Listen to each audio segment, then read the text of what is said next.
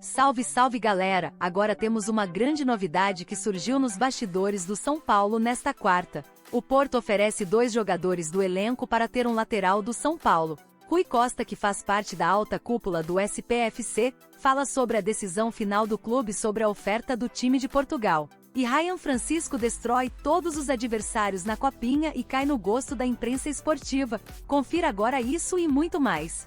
Só lhe peço aquele seu like no vídeo e que se inscreva no nosso canal. Agora sobre Ryan Francisco, o centroavante de 18 anos de idade do São Paulo, segue arrebentando na Copa São Paulo Juniores. Ele foi o grande responsável pela vitória do Tricolor por 2-1 contra o Criciúma de virada, com gols no finalzinho da partida que colocaram o Tricolor na final da Copa São Paulo de Juniores. São Paulo perdia para o Criciúma até os 44 do segundo tempo, quando o Rian teve a chance de bater um pênalti. Com cavadinha, ele garantiu um empate. E aos 52, já com 7 minutos de acréscimo, novo pênalti, e adivinha o que o Rian Francisco fez? Nova cavadinha para garantir a vitória por 2-1 e colocar o São Paulo na grande decisão. Rian Francisco chegou a 10 gols em 8 partidas na copinha dessa atual temporada, é de longe o principal artilheiro da competição e também tem quase metade dos gols do São Paulo. O Tricolor marcou 21 vezes nessa edição, 10 gols foram marcados pelo centroavante de 18 anos de idade que havia atuado no Palmeiras e foi dispensado por lá. Fui até checar com o pessoal do Palmeiras o motivo dessa dispensa, dessa rescisão. Ouvi dizer que ele competia com o Endrick, que por isso acabou não tendo tanto espaço. A verdade não é essa. Nos tempos de Palmeiras, o Ryan Francisco jogava como um ponta e a concorrência era bastante grande com o Luiz Guilherme, com o Estevão, entre outros, e ele não tinha esse destaque como ponta que ele tem hoje como centroavante. Até por isso o Palmeiras acabou abrindo mão do atleta e o São Paulo é quem se beneficiou. Papéis invertidos, porque o Endrick chegou a ser jogador do São Paulo nas categorias de base lá atrás, no Sub-11. O Tricolor não quis empregar o pai do Endrick e acabou perdendo o jogador para o Palmeiras. O resto da história todo mundo já sabe. Só para contar sobre a grande final da Copa São Paulo, marcada para 25 de janeiro. São Paulo conhece nessa quarta-feira seu adversário. O vencedor do confronto entre Grêmio e Corinthians estará na decisão e já dá para cravar que se o Corinthians for para a final, teremos torcida única de São Paulinos. São Paulo leva esse benefício por ter feito melhor campanha ao longo da competição. Muito bons. Bom, São Paulo acabou empatando e não se esperava muito dessa estreia, pelo cansaço, pela maratona, misturando FC Series, Copinha, tem jogo, tem clássico, né, no final de semana, Guarani aí no meio de semana, na quinta-feira, que já é mais pro final de semana também. E o São Paulo estreia sem um futebol brilhante, mas era o que dava, né, Sgarbi? Não dá pra cobrar agora. Não, o jogo difícil. Vai descer pra Série B no finalzinho. Que é isso? É verdade. O Ronaldo tá falando que o São Paulo vai cair pra Série B. Série B O Ronaldo tá lá na Disney, mas não esquece você. Deram controle pra ele lá ficar aqui no programa. Sai daí, Ronaldo. Chato pra caramba. Como é que é? Só ouvir um pouquinho mais, vai. Vai descer. Vai descer.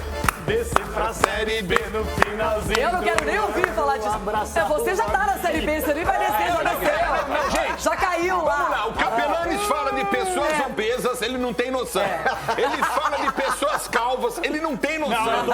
Entendeu? Aí ele fala de Série B como se estivesse tudo bem na Como vida se na dele. vida dele isso não existisse. Perdeu pro meu Azures no Campeonato Paranaense, pro meu Azures, tomou um sacode. Azures vai cair pra Série C agora. Não vai nada. Vai. De verdade, o São Paulo contra o Guarani deve ter mais jogadores, já que estavam lá nos Estados Unidos, e força total pro clássico. É um jogo difícil de ver em todos os sentidos, né? Porque pra achar o jogo também, meu Deus do céu, mas... Nossa Tá senhora. difícil. Mas você pra ver numa situação, pra mim não dá pra cobrar nada dessa partida, nada. Porque existe um erro gigantesco aí, que pra mim é em grande parte da Federação Paulista, da CBF no calendário, de que o São Paulo já tinha um compromisso com a FC Series, aí eles antecipam o Campeonato Paulista, o começo da temporada. Ontem o São Paulo jogou com um time... O primeiro jogo deixaram adiar. Exato. E aí o segundo aconteceu. Sim, só que hoje, o São Paulo jogou com um time ontem que muitos jogadores vão estar em campo hoje pela Copinha. É surreal. Muitos jogadores vão estar em campo hoje pela Copinha. Então não dá pra cobrar. São jogadores, o Ryan Francisco, por exemplo, que pra mim é um dos grandes fenômenos da base, já fez quase fez um gol com... é só você ver o melhor jogador da Ele Copinha, é um dos destaques da Copinha, É só você ver. indubitavelmente. Acho que a gente não pode banalizar só o fenômeno também. Calma, né, gente? Só, calma. Pra mim, um jogador que tá na base de São Paulo tem mais participações em gols do que jogos, Na Copinha, o grande artilheiro, para mim, esse jogador tem tudo para ser um fenômeno se o São Paulo souber lapidar. Mas é um jogador que entrou bem ontem, para mim foi muito bem. É um cara que eu gosto, hoje vai estar na Copinha jogando, então é difícil, né? A cabeça na estreia profissional, não foi estreia, né? Mas no primeiro jogo como titular do São Paulo e depois já pensando na Copinha. William Gomes também, que é sempre uma promessa. Esse é muito bom jogador também no tricolor. Então, para mim, não tem como cobrar muita coisa dessa partida, até porque o São Paulo estava com um time alternativo, com a molecada jogando. É uma partida para esquecer do tricolor. Everton Guimarães, aí em Minas a mesma coisa. O Cruzeiro e o Galo chegaram, já disputaram o estadual. Tá desse jeito, o calendário tá muito apertado nesse ano de 2025, inclusive para o São Paulo. Eles assinam, né, Renato? Eles assinam os absurdos e topam qualquer coisa por qualquer valor e aí depois se sofrem durante a temporada. No jogo de ontem especificamente, Renato, você pega um jogo onde o Rafael e os dois zagueiros foram destaques do time, você vê que, de fato, foi um jogo que o São Paulo acabou saindo no lucro, né? Os garotos não brilharam e tal. O Cruzeiro aqui no final de semana, o Cruzeiro voou, pegou o time a base do time reserva e foi jogar contra o Tombense. Acabou ganhando o jogo. Depois de jogar o clássico no sábado, voar para cá na madrugada de sábado para domingo, os jogadores chegaram, alguns direto para o Mineirão e aí para o jogo contra o Tombense. Nesse caso aí, o São Paulo também sofreu com essa logística, né? Mas acabou ficando no lucro, como eu disse. Os jogadores, os garotos não apareceram bem, mas um jogo onde você tem dois zagueiros e um goleiro tendo aparecido, sendo os destaques da partida, e olha para o placar, o que aconteceu com o Atlético no final de semana também aqui. Porque o Atlético teve que jogar com a base sub-23 contra o Aimorés de Ubar e acabou empatando. De certa forma, ficou no lucro. São Paulo, a mesma coisa. Curiosamente, Renata, o Cruzeiro dos três foi o único que venceu, porque o Cruzeiro tem um banco, um elenco superior ao do Atlético hoje e ao do São Paulo. Elenco. Então o Cruzeiro tem banco. O time que o Cruzeiro colocou em campo contra o Tombense aqui no domingo foi um time, de certa forma, qualificado. Porque o Cruzeiro contratou peças para o time titular, mas o banco ficou repleto de bons jogadores. Um deles, o próprio Bolassi, que fez o gol da vitória no final de semana.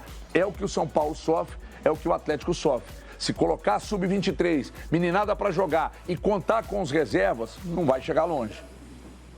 Ai, Chiquito, cada uma nesse mundo, Everton. Neste começo de temporada, o São Paulo contratou o lateral esquerdo Enzo Dias, do River Plate, e o meia Oscar. A dupla já atuou no torneio FC Series, nos Estados Unidos em amistoso com Cruzeiro e Flamengo. Mas o tricolor necessita de mais reforços para o ano. O Wendel assinou um pré-contrato com o tricolor, como todos já sabemos, mas agora uma novidade surgiu nas tratativas do São Paulo com o clube português.